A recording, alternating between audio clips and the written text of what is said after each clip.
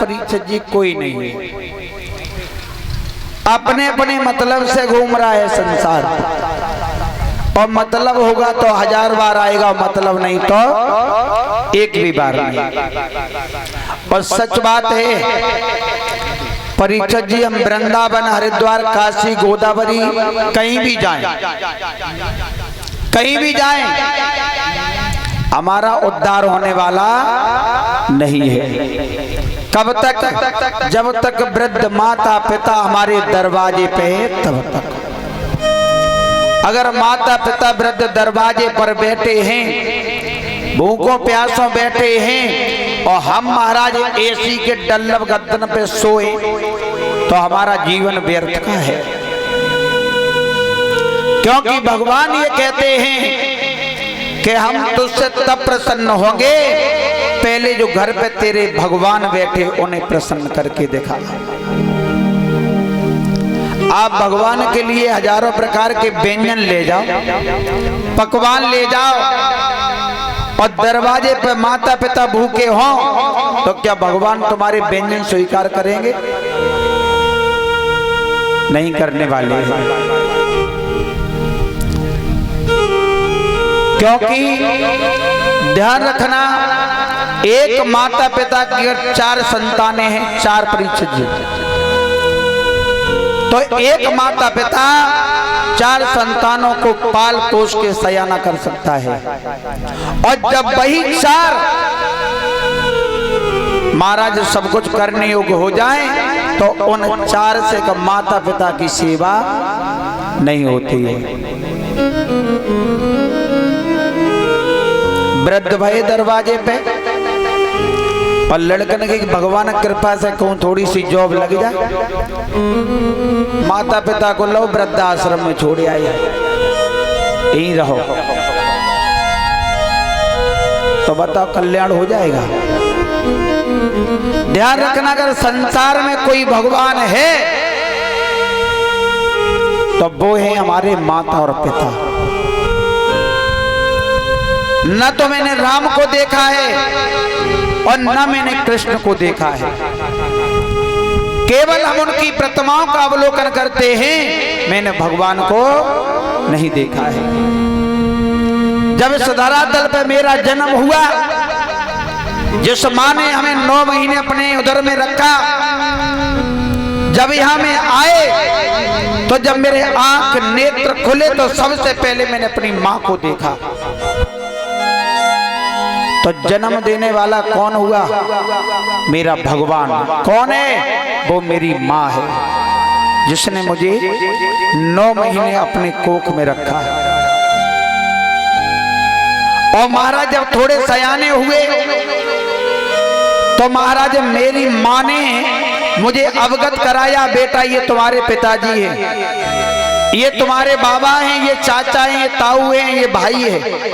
किसने बताया? माँ ने। तो हमारी गुरु कौन हुई? माँ। और अगर ऐसे माता पिता दरवाजे पर महाराज बिलखते हों, भूखों प्यासों तड़प रहे हों, तो बताओ भगवान के पास तुम हर महीने जाओ, खूब परिक्रमा लगाओ, क्या भगवान तुम्हारी परिक्रमा से प्रसन्न हो जाएंगे? कभी नहीं होने वाले हैं। और आजकल तो माता पिता का परीक्षित जी बंटवारा हो जाता है। अगर घर में 2 बालक हो तो माता पिता का बंटवारा कर लेते। बड़ा वाला कहता है हम माँ को रखेंगे, मगर उसकी पत्नी क्या कहती है? सुनो तुम माँ को जरूर रख रहे हो, अगर डोकर हमारे द्वारे घाई आएगा तो दोनों टांग टूट दी। और छोटा वाला कहता हम पिता को रखेंगे, उसकी पत्नी कहती कि डुकरिया द्वारे घाई आएगी तो दोनों आंखें फोड़ दी। अब बताओ मजबूरी है, कहां जाए? अगर तुम अपने माता पिता के लिए ऐसे विचार सोचोगे तो एक दिन विचार करना माता पिता तुमको भी बनना पड़ेगा। और भाई जो तुम अपने माता पिता के साथ कर रहे हो भाई संतान तुम्हारे साथ करेगी, तब तुम्हें कैसा लगेगा? महाराज अगर सुख माता पिता को दोगे तो तुम्हारी संतान तुम्हें सुख देगी, और तुम अगर माता पिता को दुखी रखोगे तो फिर समझ लो वो सीढ़ी से उतरना तुमको भी है। ऐसा नहीं कि मगर तुम्हें ना उतरना पड़े। इसलिए हमेशा अपने बच्चों में अच्छे संस्कार डालो, भगवान के नाम की चर्चाएं सुनाओ। और आप घर में अगर परिचित जी एक बुजुर्ग पूजा करता हो तो छोटे वाले अपने आप करना शुरू हो जाते हैं। और शायद इस कलयुग में एक आधा ही घर ऐसा होगा जिस घर में सुबह शाम दीपक न जलता हो, और जिस घर में सुबह शाम दीपक नहीं जलता है समझ लो उस घर में कभी भगवान का वास हो नहीं सकता है। और आजकल तो कुछ माताएं बड़ी आलसी हो गई, सब नहीं कछु, मगर ध्यान रखना कुछ नियम होते हैं। संध्या के समय सूर्य अस्त होने के बाद जो माताएं अपने घर में झाड़ू लगाती हैं समझ लो उस घर में कभी लक्ष्मी आने वाली नहीं है। शाम को भोजन खाने के बाद बर्तन अगर धुल के नहीं रखे जाते हैं तो समझ लो उस घर में कभी लक्ष्मी आने वाली नहीं है। भले ही तुम्हारे घर पे रिश्तेदार कितने भी समय आए, उसे खाना खिलाने के बाद बर्तन धुल दो।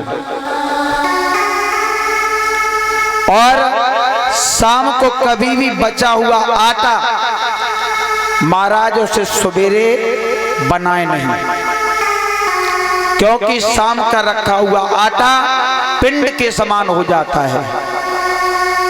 और अगर उसका हम सेवन करते हैं तो समझ लो हम अपने घर से लक्ष्मी को भगा रहे हैं। हो सके तो चींटियों को भोजन कराएं, बृहस्पति के दिन गौ माता का तिलक करें, आटा की लोई बना करके खिलाएं, तो भगवान का घर में वास रहेगा, लक्ष्मी हमेशा तुम्हारे साथ रहेगी। कभी भी लक्ष्मी का उल्लंघन नहीं करे। अगर हमारे घर में प्रतिदिन 1 रुपया आता है तो उसमें से 10 पैसे के बराबर भगवान के लिए स्पर्श करें। 10 रुपए आ रहे तो 1 रुपया भगवान के लिए और 9 रुपए अपने खर्चे में डाल लो। क्योंकि अगर खा रहे तो हम किसकी बदौलत खा रहे हैं? ये बैठा इसकी बदौलत। ये जब चाहेगा तब महाराज मेरी झोली को खाली कर सकता है, और जब चाहेगा तब ये झोली भर सकता है। अगर हम इसे भूल गए तो समझ लो मैंने अपने जीवन में सब किसी को भुला दिया। हो सके तो सुबह ना दीपक जला सको, मगर शाम को दिन रात एक दिन में 24 घंटे में एक बार भगवान का दीपक जरूर जलाए। अगर दीपक जलता रहेगा तो भगवान तुम्हारी हर मनोकामना पूर्ण करते रहेंगे। बोलिए गोविंद भगवान की, बोलिए।